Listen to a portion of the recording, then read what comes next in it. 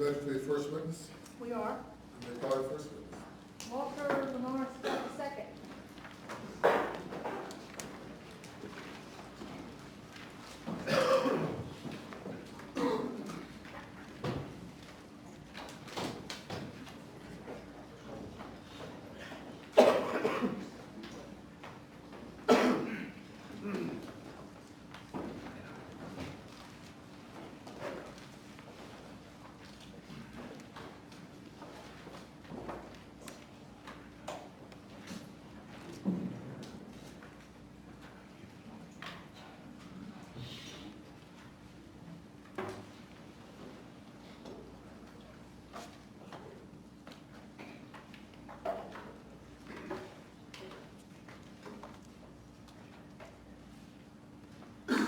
Swear from the testimony you shall give the court and the jury in the trial of this case to be the truth, the whole truth, and nothing but the truth, so help you God? Yes.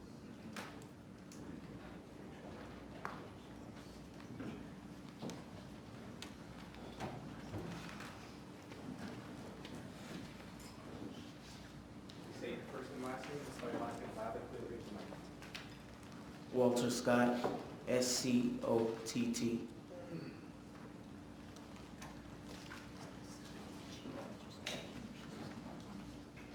Mr. Scott, what name do you go by? Lil Lamar by my family, but everyone else calls me Walter. Because you aren't so little anymore? No, I'm not. How old are you? 22. And are you in school? Yes, ma'am. Where are you in school? At Liberty University. Tell us about Liberty. Where's that? It's in Lynchburg, Virginia. It's the world's largest Christian college. Is that related to Jerry Falwell? Yes, he's the president He's the president? and founder, yes. And what area are you studying in? Theology and apologetics. Apologetics? Yes, ma'am. What is that? The study of God. Where did you live through your childhood before you went off to school? Before I went off to school, I was living with my father the first time I went to school. Yeah. I'm talking about as a boy. Oh, as a boy, I lived with my mother. In Charleston County? Yes, ma'am. And you went to school here? Yes. To grade school here? And your dad, he was the victim in this case? Yes, ma'am. Okay. And when he died in 2015, were he and your mom still married? No, ma'am. Do you know about how long they had been divorced? I believe over 10 years, but I'm not sure the exact number. But when you were much younger? Yes, ma'am. And you have another little brother, Yes. and what's his name? Miles Scott. Now, you mentioned having lived with your father before. Did Miles ever live with your daddy? He did, but he was a hand baby, a child. Okay, all right. Now, when you finished high school, did you go off to college? Not directly. Okay. At some point, did you go to school in Arizona? Yes, ma'am. And when was that? 2014 in January. And how long was the program that you were in Arizona? It was about a 9-month program. And when you got finished with that program and came back to Charleston, who'd you live with? I lived with my father, Walter Scott. Now, I want to take you to around the time of April 2015. Can you tell the jury if your dad was having any issues going on with his car? He did have issues going on with his car. Before he got his new car, he had a gray Chevy Blazer. And we put a lot of work into it, and it was having problems, so he decided to get something else. And what did you decide to get? You said a new car. Yes, Mercedes. We had a neighbor across the street, and he fixed cars all the time, and he agreed to trade off my dad's truck for his old car, his Mercedes. So it was new to your dad, but it wasn't a new car. Right. Okay. All right. I want to, and that neighbor, was that Arthur Hayward? Yes, ma'am. And Arthur lived next door to your dad and his girlfriend Charlotte? Not next door, across the street, directly across the street. And across the street from where you live? Yes, Now, let's go to April 4th, 2015, okay? You remember that day? Yes. When you woke up that morning, tell the jury what happened when you first got up, Well, or when you were first woken up. I was woken up by my father because I had parked my car behind his car, and he needed me to move the car so he could get out and do whatever he had to do on that Saturday, April 4th. So he asked me to move my car, and I was so tired, I was like, Dad, the keys are on the dresser, just grab them and move the car, go ahead. So he said, okay.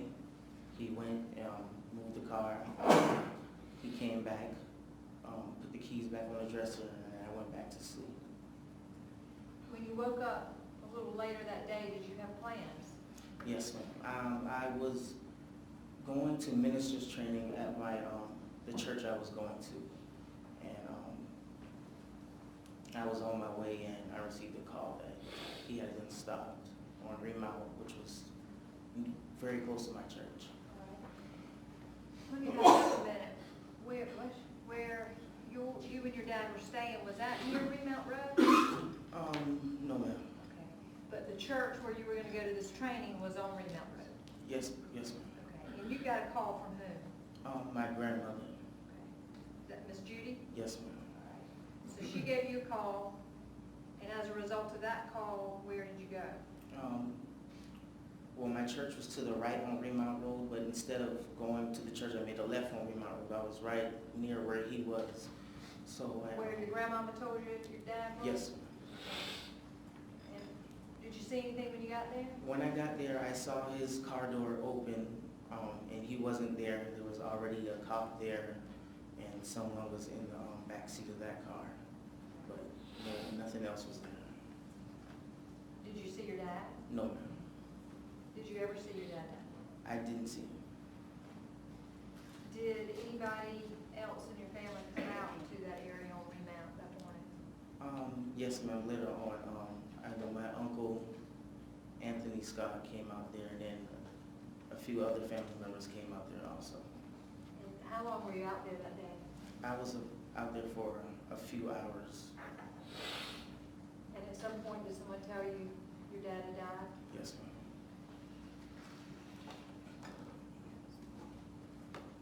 That's all I have. Thanks for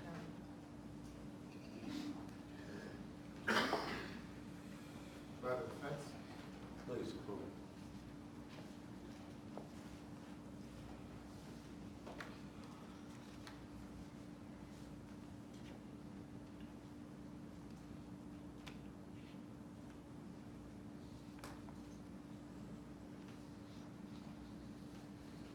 I'm sorry for your loss, Mr. Scott.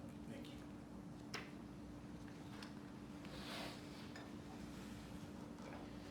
Do you know anything about the circumstances that you see, hear, observe?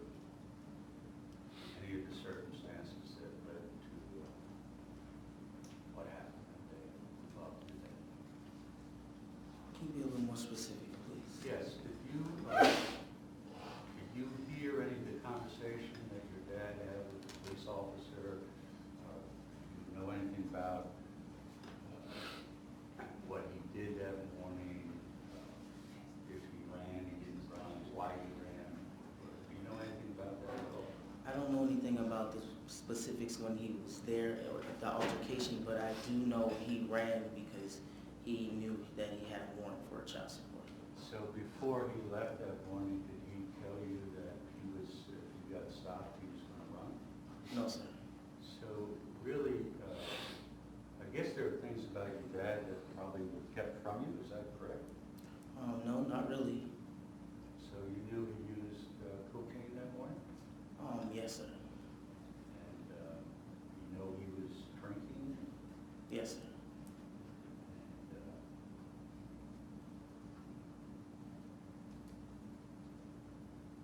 And you knew he had a bench warrant out for him? Yes, sir. And you knew he had a bench warrant out for him for some length of time? Yes, sir. And the reason was because he wasn't paying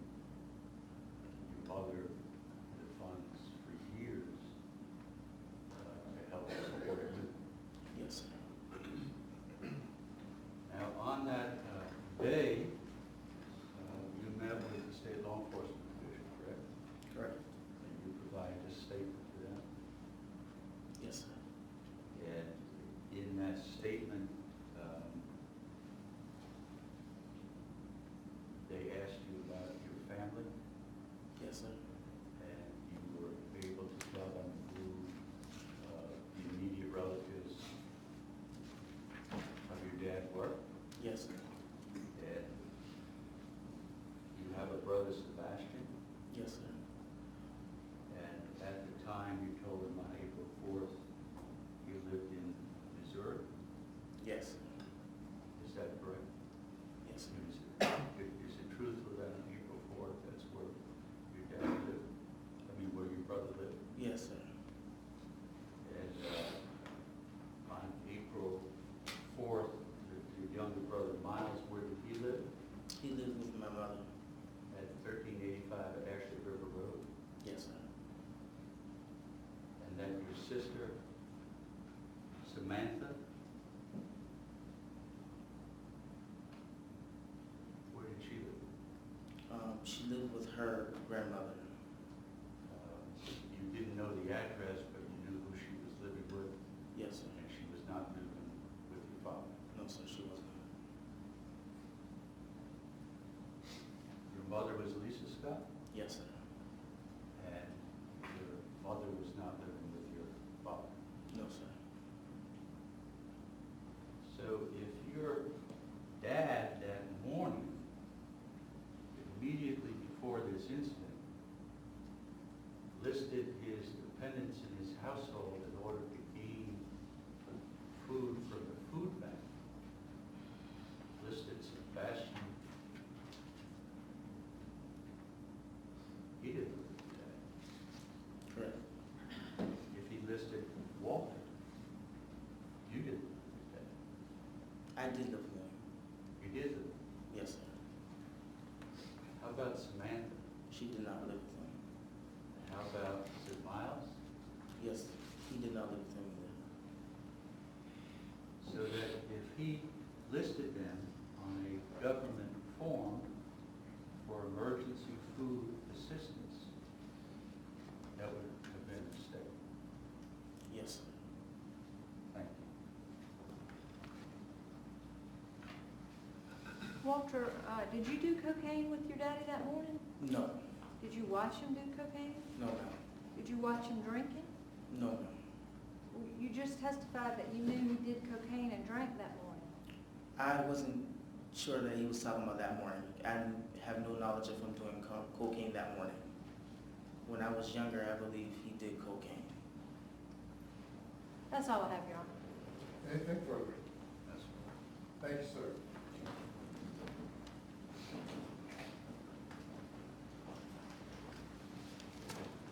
Next. Charlotte Jones.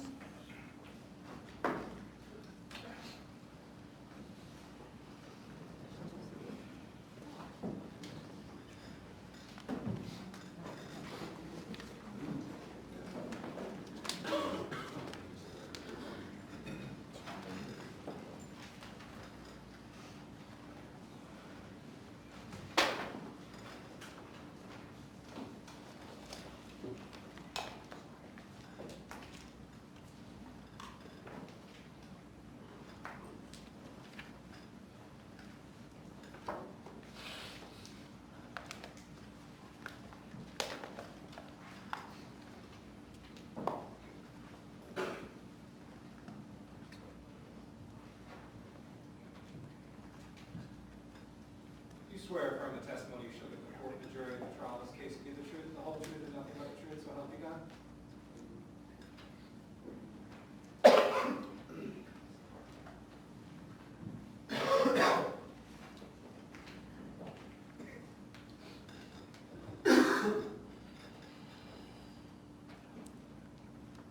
Please state your first and last name, and spell your last name loudly, clearly into the microphone. Charlotte Jones, Jones. Charlotte, you okay? You can answer my questions, though, can't you? Okay. And you're gonna need to speak into the microphone, okay? You nervous? Say yes or no? Yes, Okay. How old are you, Charlotte? 48, Where are you from? Charleston. You been here your whole life? Yes, Do you work? Yes, I do. What kind of work do you do? Supervising housekeeping. Where is that? Actually, River Tower Medical University. So that's for MUSC? Yes, it is. How long have you been a supervisor there? 16 years. Right. What did you do before you worked at MUSC? Courtney Middle School head cook. And Charlotte, you knew Walter Scott. Yes, I do. Did you call him Walter? Yes, I do. Did he also go by Lamar? Yes, he did. Where'd you meet him? At the hospital. Was he doing temp work when you met him? Yes, he was. Do you remember about what year it was that y'all met? About 2009, roughly. And at some point after y'all met, did y'all begin living together? Yes, we did. Was he married to somebody else at the time? I think he was. And at some point they were divorced? Yes, they were. Where was it that you and Walter lived together? I was living on Burton Lane, North Charleston. At some point did y'all move from there to another location? Yes, we did. Where was that? Arlene Street in Glen Terrace, Dorchester Road. Did you own that house? No. You were renting? Yes. And you've been in that spot for a good while now? Yes, I'm still there. Now, did you know, or do you know, Walter's family? Yes, I do. His children? Yes, ma'am. And can you tell the jury roughly their age range? 18, And which 20. one's 18? Miles. That's the baby? Yes, ma'am. And then Walter, who we just met? About 21, 22, roughly. Okay, and then Samantha and Sebastian. they are the older two, Yes, they are. in their mid-20s or so? About 25, 26, roughly. Okay. Have any of those children ever lived with you? Lomar did.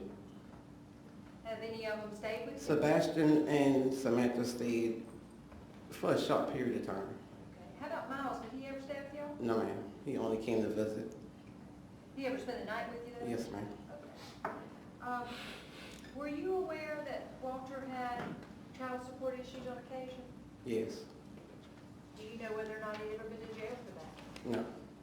You aren't aware you I had? believe it was one time. Okay. Back in April of 2015, can you tell the jury what was going on with Walter's car? A lot of stuff was wrong with the car. We put a lot of money into it. Okay. And was he about sick of that? Yes, he was. And so what did he plan to do? Him and my neighbor exchanged cars. And do you know what the terms of that agreement or arrangement was? Not too much.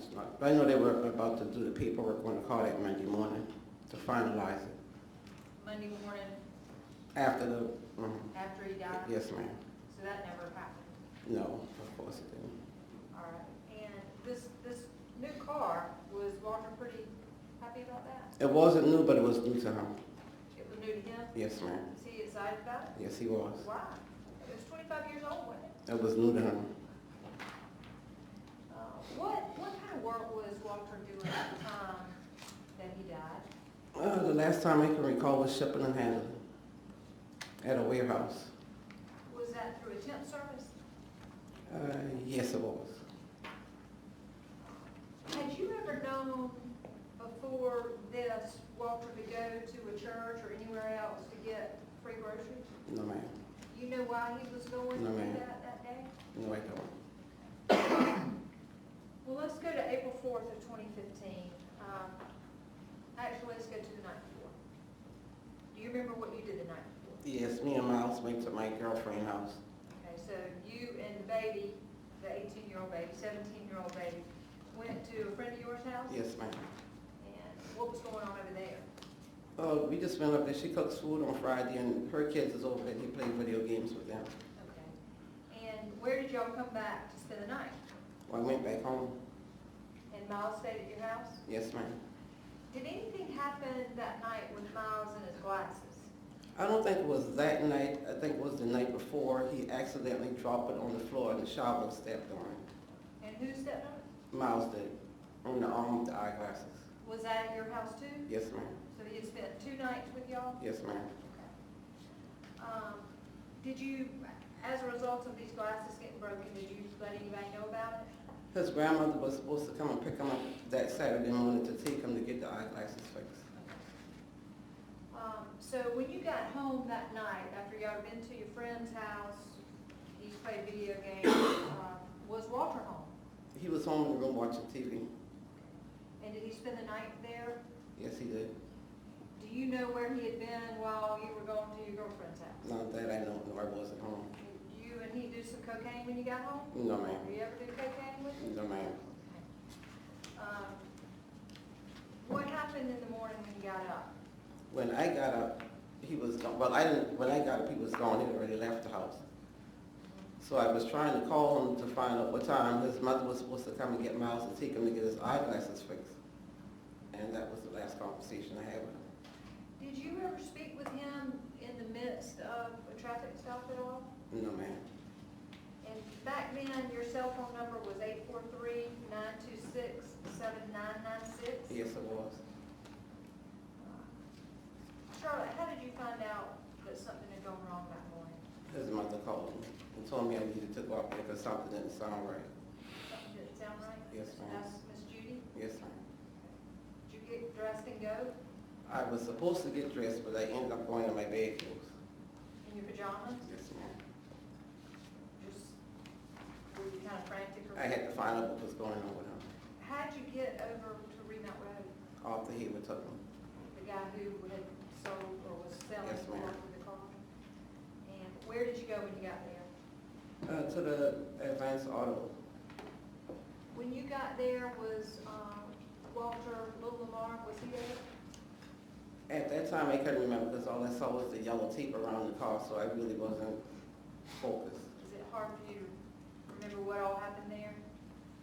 I went there and they wouldn't let me go through the parking lot. I had to go around the yellow tape to find out what was going on with Walter. And you never saw No, Walter ma'am. that morning? No, ma'am. And did somebody out there tell you that he had A died? chaplain came to me. That's all I have, Your Honor. Roger, thanks.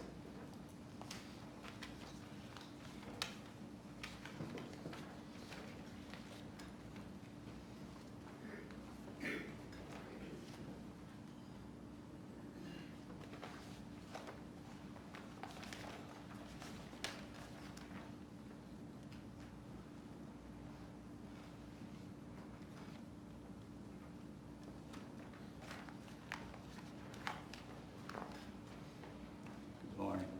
Come on.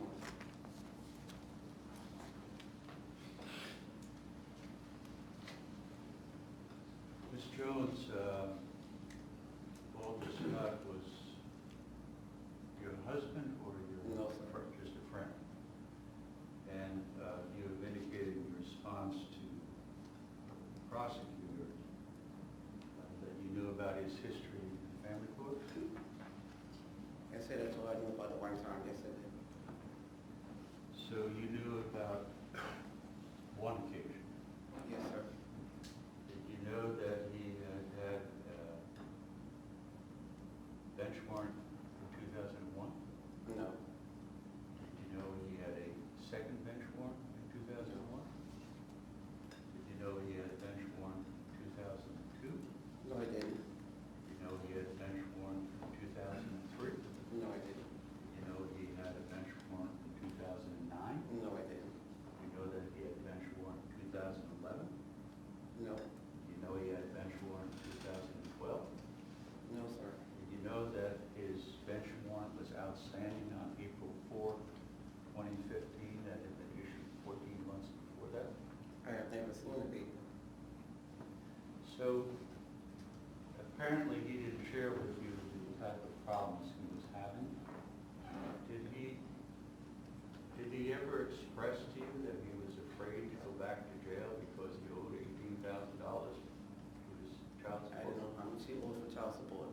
Did he ever express to you that his fear of going back to jail or on the morning of April 4th or the days before? I never spoke to him on April the 4th. I never saw him when he left the house. I was sleeping.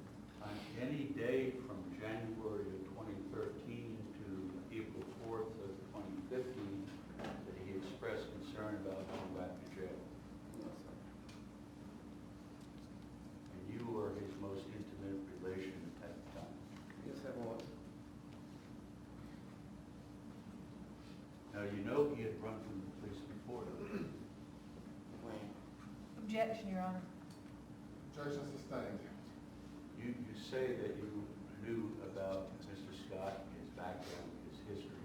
I didn't see his whole history, so I said I knew about it. So you don't know what his prior incidents were with the police department. No, sir. You don't know how he was characterized. Objection, Your Honor.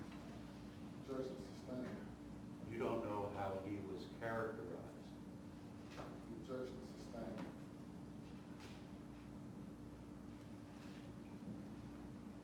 Were you listed as a beneficiary of his life insurance? It's life insurance. Yes. I have no knowledge of that. Do you have the paperwork? Yes, I did. Your Honor, object, she testifies she has no knowledge of any life insurance.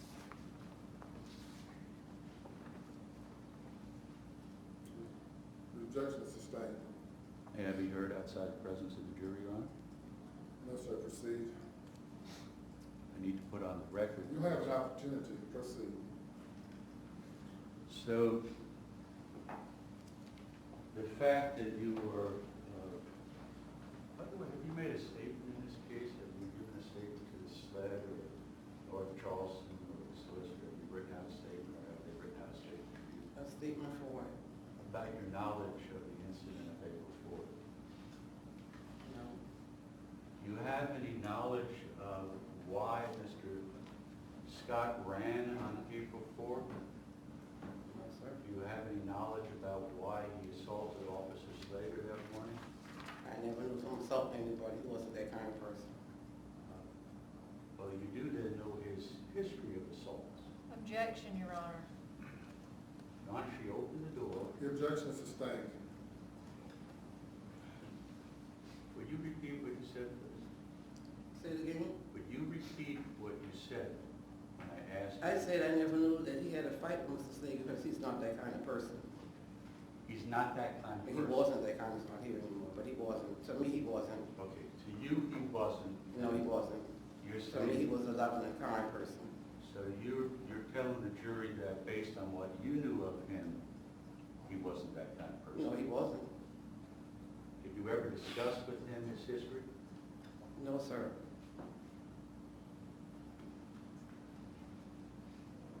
Now, do you know anything about his responses to the directions of the police that morning?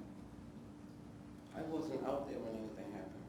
Is there anything that you can tell that's relevant to this case to the jury where they can help determine facts and controversy? When I came up on Remont Road, I'm assuming everything was already over. Can I interpret that as saying, as to the charges against Mr. Slager, you're not aware of anything? I didn't know what I saw when I got up there. Do you know that he was on cocaine? No, sir. Thank you. Any further? No, sir. Step down. Thank you. Your next one. Gail Gilliard.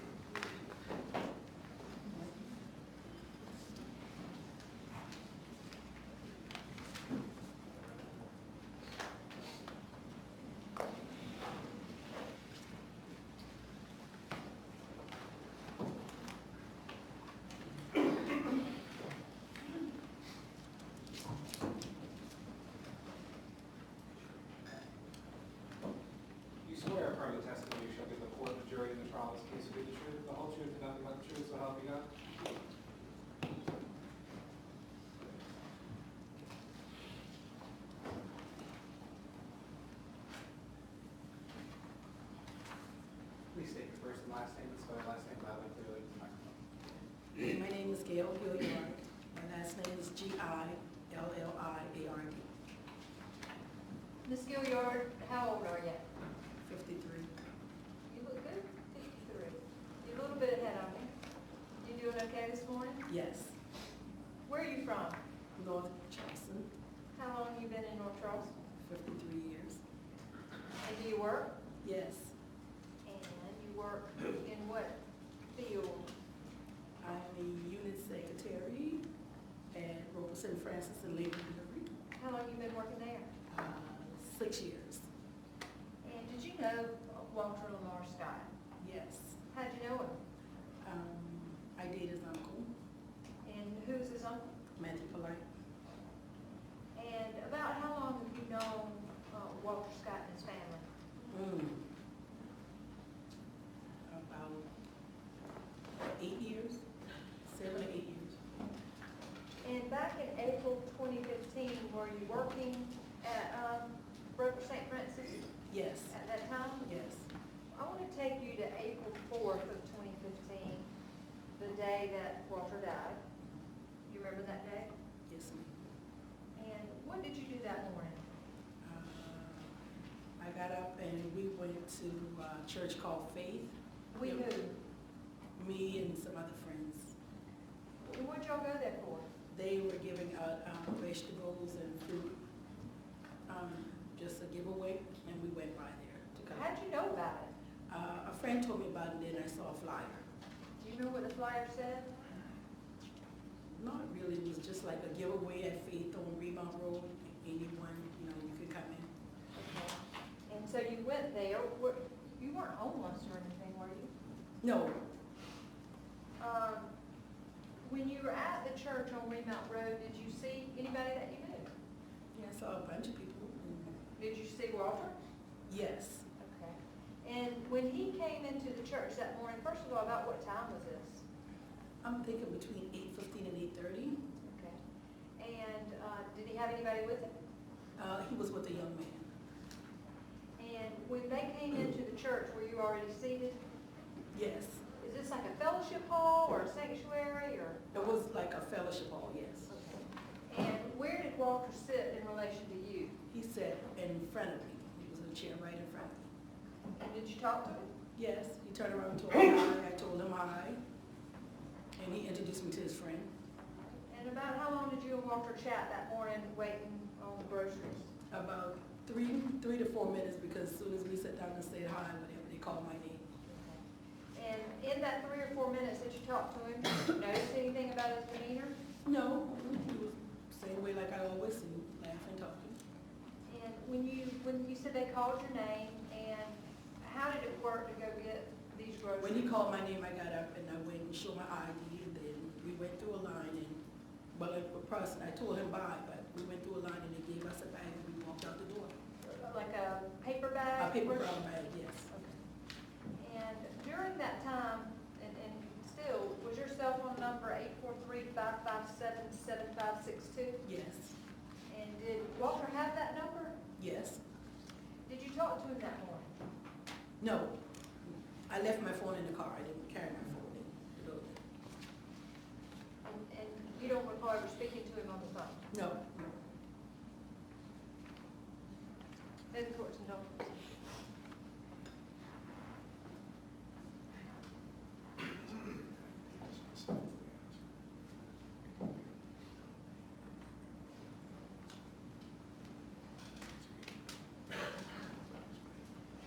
I asked you about his demeanor, and you said he seemed like it always seemed. Did he seem high? No, no, he just said hi. We talked for the 3 or 4 minutes and that was it. Seemed drunk? No. That's all, Your Honor. I didn't see anything.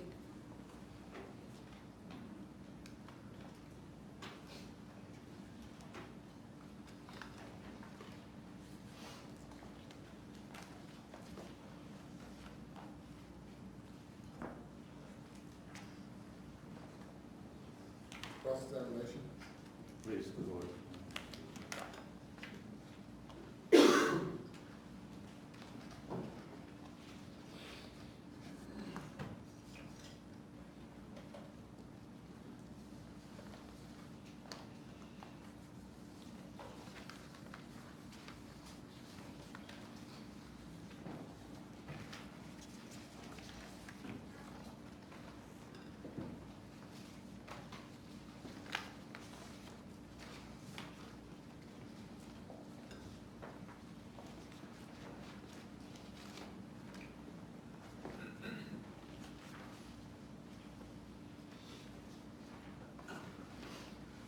Morning. Good morning. As I understand, you knew Walter through family relations, is that Yes, correct? And you knew him for approximately 7 or 8 years? yes.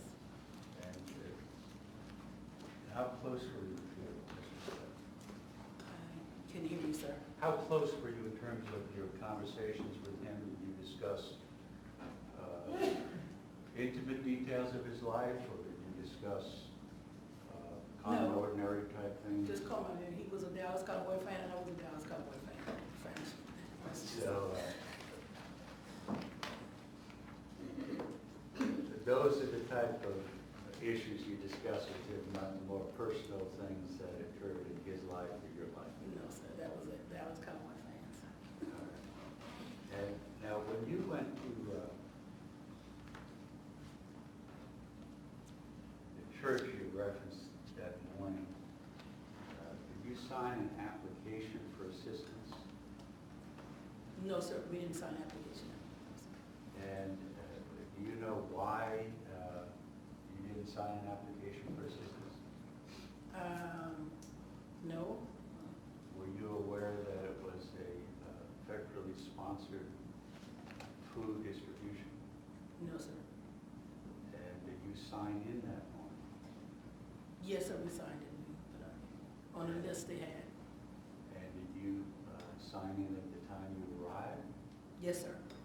And you did not sign any authorization to obtain those benefits?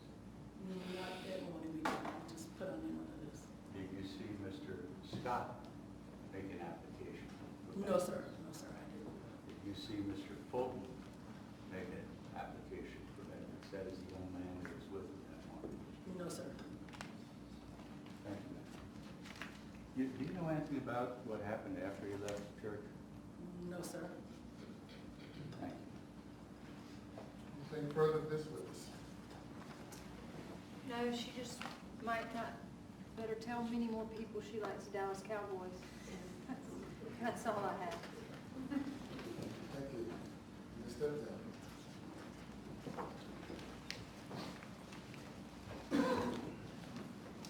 Next witness. Thank you, Your Honor. The state calls Arthur Hayward.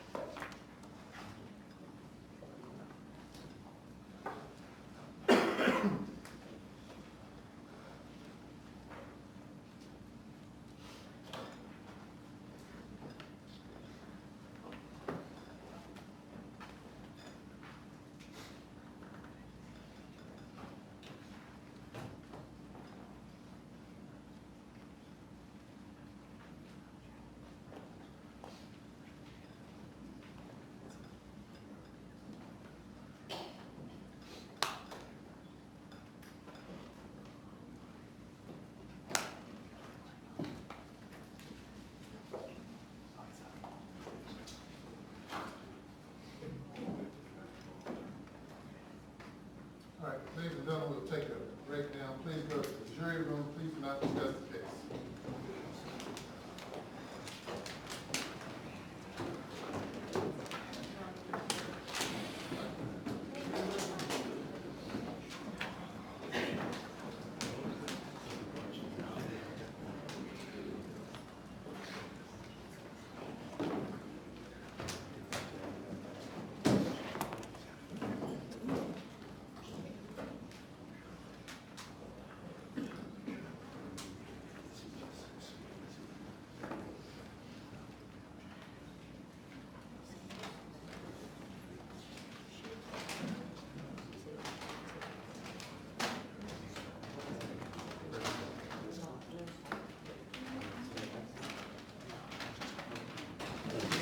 Everyone be seated.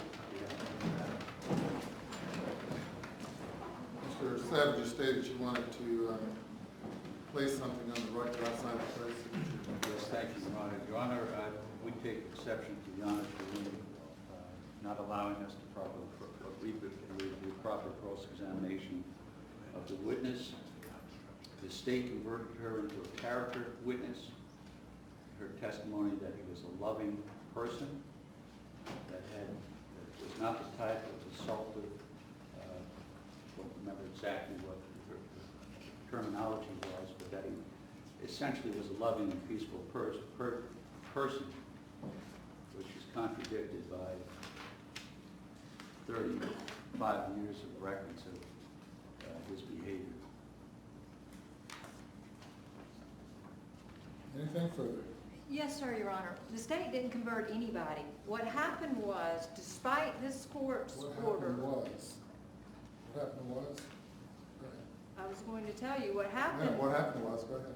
Was that Mr. Savage, despite this court's order and the agreement that we would go through any issues regarding Mr. Scott's character in advance of them being brought out, sought to lead that witness, an uneducated witness, into saying something so that he could then go into his prior history. Those questions were inappropriate, and the fact that she responded to his baited questions does not mean that the state did any sort of conversion. He knew exactly what he was doing. And we object, it's inappropriate, and we would ask that the court order that he refrain from those kinds of questions. We didn't ask her any character questions at all. And we'd also object to the questions of these witnesses as to whether or not they have any testimony that's relevant. They don't know what's relevant and not relevant to the state's case. The defense sought to question the witness concerning whether or not she was a beneficiary of Mr. Scott's insurance policy. She said she was unaware of being a beneficiary. There's an objection as to relevance, and the court sustained the objection. The exception is noted for the record. We'll take about 5 minutes.